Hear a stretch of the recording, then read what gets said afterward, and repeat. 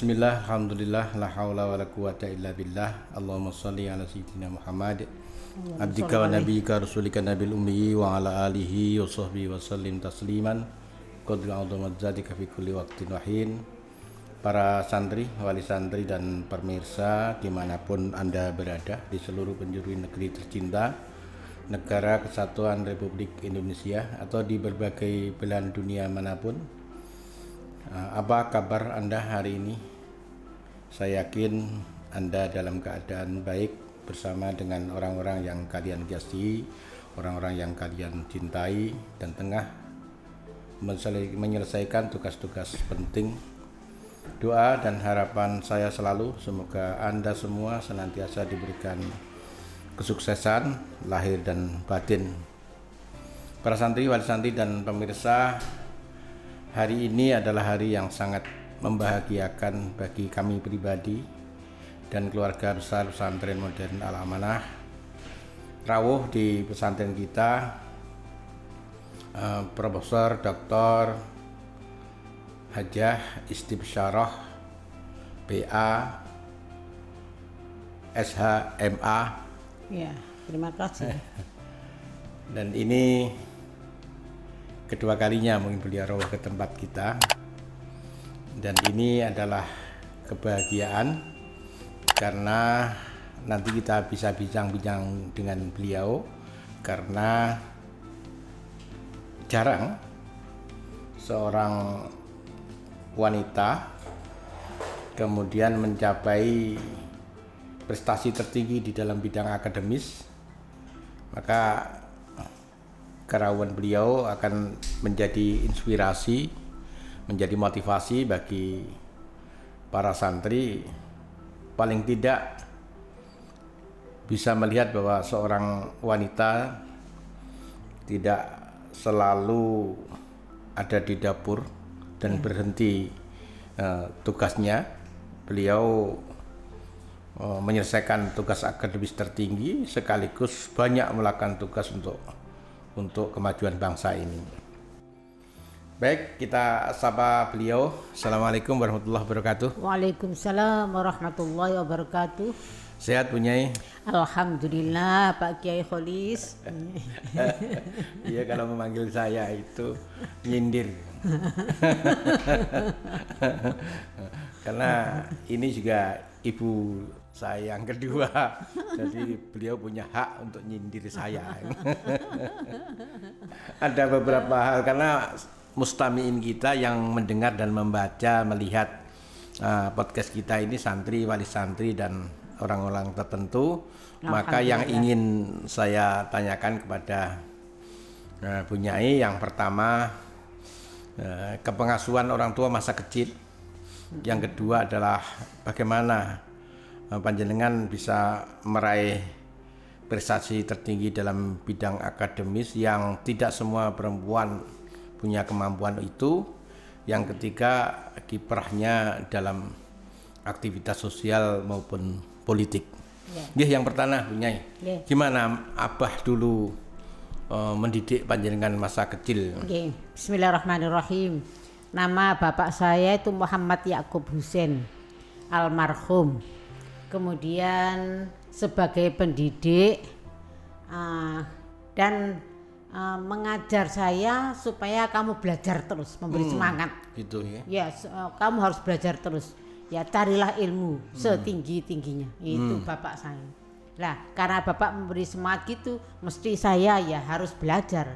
Dan alhamdulillah semua tingkatan saya tuh nilainya terbaik semua. Alhamdulillah. Alhamdulillah. Memang cerdas sejak kecil ya? Ya, bukan itunya, karena doanya.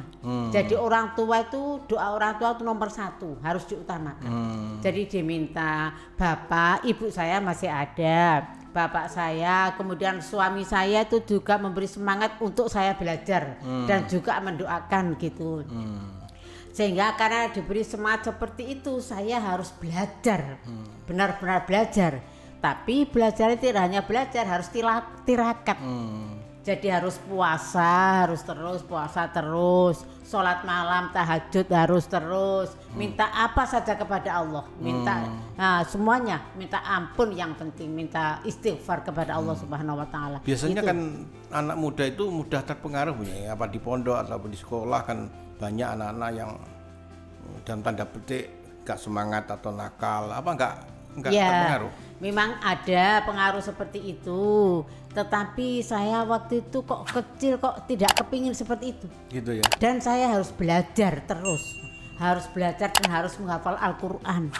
Waktu dulu sejak kecil itu seperti itu. Jadi diberi semangat oleh orang tua saya itu. Kemudian yang kedua oleh suami saya juga diberi semangat untuk belajar mencari ilmu dan mendakwahkan agamanya Allah.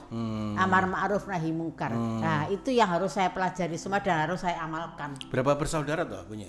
Saya itu ada nomor 1 tuh mas saya. Itu dulu pernah menjadi Kandepak Lamongan 2 periode. Nomor 2 saya. Nomor 3 adik saya laki-laki dulu di Pemda Jombang. Ya, nomor 4 adik Mi yang sekarang punya pondok yang biasa ngurusi haji umroh itu. Nomor 5 adik saya Humaida itu dokter-dokter semua juga.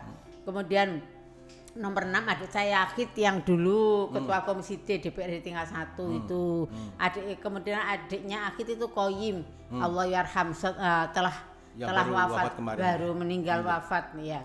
Ya, sebelumnya marilah kita baca Fatihah sekali untuk adik Qoyim dan Kiai Zainuddin Al-Fatihah. A'udzubillahi minasyaitonirrajim. Bismillahirrahmanirrahim. Alhamdulillahirabbil alamin arrahmanirrahim maliki yaumiddin. Iyyaka na'budu wa iyyaka nasta'in ihdinas siratal mustaqim siratal ladzina an'amta 'alaihim ghairil maghdubi 'alaihim waladdallin amin. Itu penyanyi saya ingin dapat bocoran. Saudara berapa tadi? 5 atau 6 saudara semuanya 7, 8, 9. Iya. 9 bersaudara. 9 10 ya. Terakhir adik saya Titim yang pengasuh Pondok Pesantren Cukir Wali Songo. Lagi 10 bersaudara dan semuanya sukses dalam bidang akademis dan salah satu diantaranya Kiai Qayyum ya. Kiai Qayyum. Kiai Qayyum itu kalau nggak salah mursyid Thariqah Sadriyah. Iya, iya, Wah, ini Masya Allah ini. Kira-kira Bapak Ibu dulu seperti apa? Kok memiliki 10 Bapak itu pokoknya hanya tirakat sholat kalau sudah malam jam 2 malam itu sudah sholat sudah. Itu ya amalia. Bapak itu, iya. Kemudian sekarang ibu juga seperti itu, masih ada ibu sekarang umur 94 tahun masih ada. Masih alhamdulillah ngajar anak-anak ngaji Quran juga. Ya. 90 tahun. 94 tahun. 90. Ya. Jadi itu rupanya doa-doa dari orang tua gitu. Ibu saya kalau berdoa baca Fatihah, baca Yasin itu semua anak-anaknya, cucunya itu dipanggili semua. Ya, dibacakan Fatihah semua gitu ya. Ya. Para santri, wali santri dan pemirsa, ini kita dapat pelajaran yang luar biasa dari panjenenganipun Kiai Yakub dan Bu Nyai ini memiliki 10 anak dan sangat luar biasa, semuanya luar biasa. Di antara amaliyahnya adalah beliau selalu riyadhah untuk putra-putrinya. Ya. Dan tidak lupa baca Yasin setiap habis maghrib dan habis subuh.